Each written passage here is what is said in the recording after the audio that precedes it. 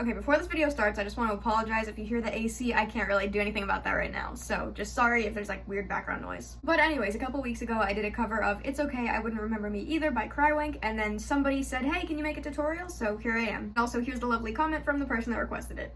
If any of you have songs that you want me to cover or songs you want me to make tutorials of, leave them in the comments. I'll try my best to get to them. But I do just want to mention that this tutorial is based strongly off of the cover that I did, so it might not be right, it might not be the actual version, but this is just purely based on what I did in that and what I know. So if you have any other ways of playing it, or you have other videos of other people doing it different ways, feel free to leave them in the comments and I'll try to like pin or boost whatever other comments there are, just so we can all kind of help each other with different ways. Because I know this way might not be the way that makes sense to some other people, and it might not sound right to some people, so if you have any other ways of doing it. And also, since this is based on my cover, I will say that if you haven't seen the cover, maybe go watch that first. It's going to be in the little eye thing in the corner, and it's going to be in the description, or you can just find it on my channel. With all that being said, this is a really simple song to learn, so let's get into it. One thing that I really like about Crywank songs is there's a lot that have just a lot of finger picking in them, and this is one of the more simple ones. It's not one of those songs where you have to stress about, oh, I have to do things with all 5 fingers at once and I have to do all these different strings. It's just these top 2. And along with that, you only play either alternating, so like this, or with them both at the same time, just like this. So you don't have to worry about weird patterns or anything like that, which is why I think this is a great song for people who are just starting out with finger picking. It's just really easy to get into the pattern of that and focus more on just changing your fingers so you can get used to doing both at the same time. And I will mention I did use a capo on the 2nd fret, which is not necessary, but it does make it a little bit easier if you're having a hard time reaching the strings. Or if you're like me and you just want to give your fingers a break during the song. The other reason why this song is really easy is because there's only 4 positions that you're going to do with your left hand, and it just repeats that same pattern throughout the entire song, and that's all there is. And I'm going to try to put pictures here to help out for anybody who's visual. There's also going to be a link in the description to the actual website that I used to learn it from if any of you just prefer looking at that instead of watching videos. The first thing that you're going to play, it's going to be your pointer finger on the 5th fret, 2nd string. Sounds like this. And I like to use my ring finger for this one. It's going to be the 7th fret on that top string. Sounds like this. So when you start off the song, you're just going to be alternating between those 2 strings. It's going to sound something like this. Then after that, you're going to keep your pointer finger right where it is, you're going to lift up your ring finger, and that's all it is. And that's why it helps to have a capo there, because otherwise you might have to move your whole hand over, which I know can be hard for people who are starting out. So this is just kind of easier for if you want to just stay in the same region with this hand so you can focus more on just getting the coordination down. I forgot to mention, if you don't have a capo or you don't want to put a capo there, it's just going to be the 2nd fret with that top string. It sounds something like this. Next one, you're going to do the 5th fret on both strings. And then you do the opposite of what that first one was, which is going to be the 5th fret on that top string and the 7th fret on the 2nd. Sounds like this. But I will say I am not at all consistent with what fingers I use when I'm doing that. I kind of just do whatever's comfortable in the moment, so I don't really think I can advise on what is the best thing to do for that. Because normally I'll do my pointer finger and my ring finger, then my just pointer finger, pointer and middle for some reason, and then middle and pinky, and then go back.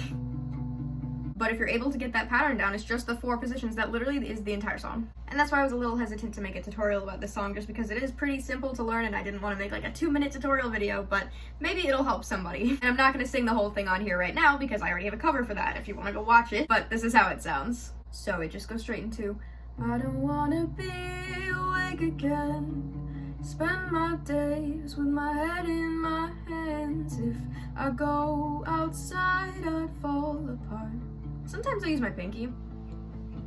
I am mostly scared by passing time. The world, it seems, gets more unkind. Inevitable tragedies will soon be mine. Do you see what I'm doing? Like, I started with my pointer ring finger. I went, then just pointer, middle, pinky. But then instead of using my ring finger, I just move this finger up 1. And then I keep going like that.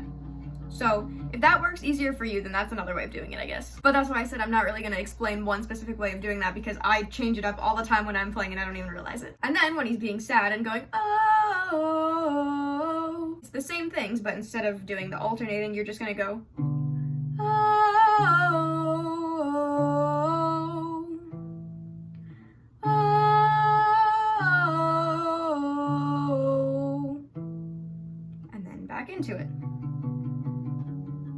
Right? And that's when you start saying, I am looking for an easy place to mask my thoughts behind my face. And that's literally all it is. And towards the end of the song, it does get a little bit louder, so if you want to maybe play it a little bit more aggressively, that's fine. And then when you get to the end, you sort of stop, calm down, and then go back to how you were playing the first time. I think that's fine. Honestly, at that point, it's more about just how you want to stylize it, and it doesn't really have to be any certain way, but that is the whole song. I feel like I'm missing something just because this seems way too simple, but that's literally all there is. I don't know what else to say. It's kind of straightforward, so I hope this helped somebody. I hope this helped the person that asked for it. If you have any questions or anything like that, also leave them in the comments. Like I said, if you have any other requests for covers or tutorials, let me know. I really hope this is helpful. I honestly can't tell. I feel like this just wasn't very much substance in a video, but it's not a very complicated song to play, and I'm not in any way trying to say it's a bad song because it is a very good song. It's just not very hard to play on guitar. That being said, I love you all so much. Thank you for all the support and for 500 subscribers. I don't know if I've said that already, but thank you. That is wild. I am working on another tutorial that's probably going to come out later this week. I don't know. I gotta figure out how to actually play the song again because it's been over a year since I've done it, but we will see whenever that comes out. If you want to support me in other places, you can watch this channel or my second channel or my Instagram, TikTok. It's all riverbxnd. It's all the same name. I hope you're all staying safe and healthy, and I will see you guys in my next video. Bye-bye.